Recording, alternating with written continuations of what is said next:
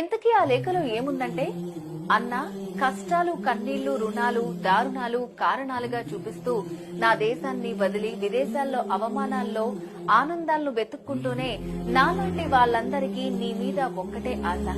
ఎక్కడో బొలివియా అడవుల్లో అంతమైపోయింది అనుకున్న విప్లవానికి కొత్త రూపాన్ని ఒకటి కనిపెట్టకపోతావా?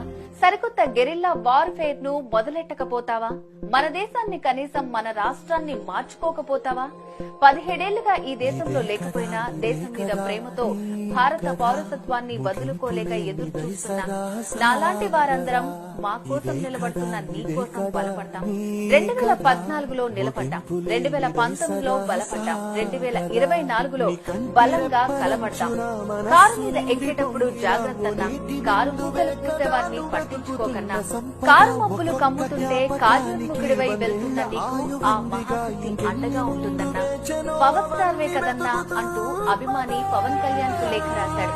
ఇక ఆ ఉత్తరం చదివిన వెంటనే తన గొంతు దుఃఖంతో కూడుకుపోయిందన్న జనసేనాని కన్నీళ్లు తెప్పించావు, కార్యోన్ముఖుడిని చేశావంటూ ఐర్లాండ్ నుంచి తనకు లేఖ రాసిన జన సైనికుడికి ధన్యవాదాలు తెలిపారు.